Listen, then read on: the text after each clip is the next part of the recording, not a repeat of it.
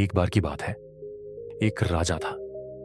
वह राजा बहुत ही आलसी था और इसी वजह से उसके राज्य के लोग उससे खुश नहीं थे, क्योंकि वह अपने राज्य के बारे में सोचता ही नहीं था और न ही अपने राज्य में अच्छे काम कर रहा था। उस राजा के बस 3 ही काम थे: खाना, सोना और आराम करना। धीरे धीरे दरबार के सारे मंत्री भी राजा की इस आदत से परेशान हो गए। उसकी इस आलस से भरी जिंदगी की वजह से राजा का वजन इतना बढ़ गया था कि अब वह बिस्तर से उठ भी नहीं पाता था। अब दुश्मन राज्य के लोग भी राजा का मजाक उड़ाने लगे थे। यह सब देखकर एक दिन राजा को अपनी हालत पर शर्म आने लगी। उसने सोचा, अगर मैं इसी तरह आलसी बना रहा तो एक दिन मेरा पूरा राजपाट बर्बाद हो जाएगा। मुझे खुद को फिर से फिट और सक्रिय बनाना ही होगा। यह सोचकर राजा ने पूरे राज्य में ऐलान करवा दिया कि जो भी उसे फिर से पहले जैसा फिट और तंदुरुस्त बना देगा, उसे वह बहुत बड़ा इनाम देगा। अब राज्य के सारे वैद्य राजा को ठीक करने की कोशिश करने लगे। उन्होंने कई तरह की जड़ी बूटियां दी, लेकिन राजा पर उनका कोई असर नहीं हुआ। उल्टा उसका वजन और बढ़ता जा रहा था। तभी किसी ने राजा से कहा, महाराज, आपको इस बिस्तर से उठकर थोड़ा चलना चाहिए। लेकिन राजा उठ ही नहीं पा रहा था। दरअसल इसके पीछे एक वजह थी। राजा खुद बिस्तर से उठने की पूरी कोशिश ही नहीं कर रहा था।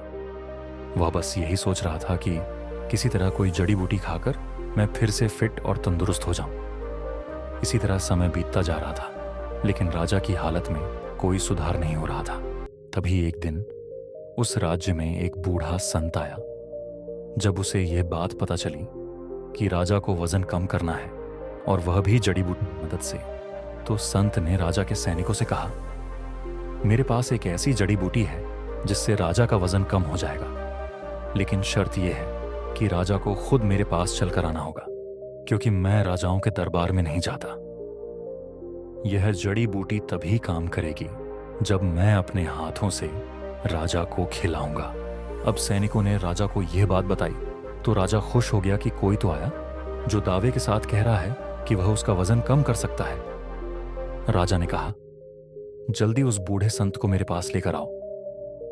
तभी सैनिकों ने कहा, महाराज, वह संत राजाओं के दरबार में नहीं आते, आपको खुद चलकर उनके पास जाना पड़ेगा। यह सुनते ही राजा भड़क गया और गुस्से में बोला, यह क्या मजाक है? मैं तो उठ भी नहीं सकता, फिर मैं चलकर उनके पास कैसे जाऊंगा?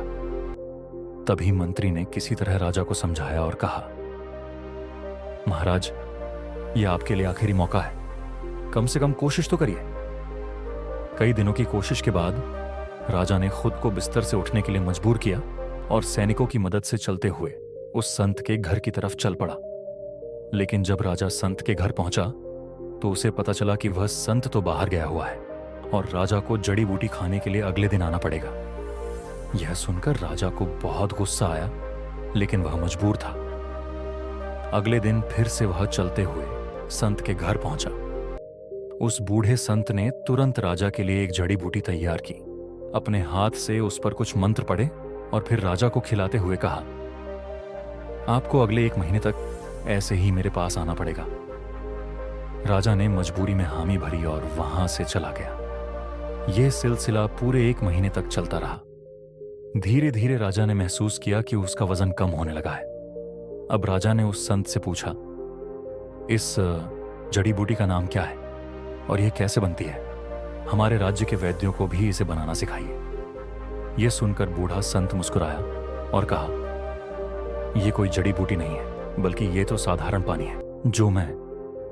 संत ने मुस्कुराते हुए कहा, मैं आपको 1 महीने से सिर्फ साधारण पानी दे रहा था।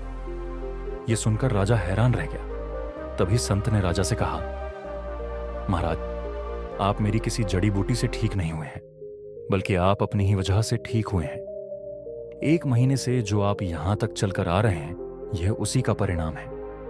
इसी वजह से आप फिर से तंदुरुस्त हो पाए हैं। दोस्तों, इस कहानी से हमें यह सीख मिलती है कि जब तक इंसान पर किसी तरह का दबाव नहीं आता या उसके जीवन में कोई चुनौती नहीं आती, तब तक वह अक्सर आलस में डूबा रहता है।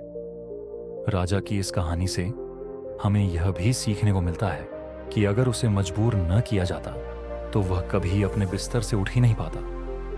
इंसान तभी अपने आरामदायक दायरे से बाहर निकलता है जब हालात उसे मजबूर करते हैं। मेहनत और लगातार कोशिश ही किसी समस्या का असली समाधान होता है, न कि सिर्फ शॉर्टकट या बाहरी मदद। तो अगर आप इस कहानी को और भी लोगों तक पहुंचाना चाहते हैं तो इस वीडियो को लाइक करें और अपने दोस्तों के साथ शेयर करें।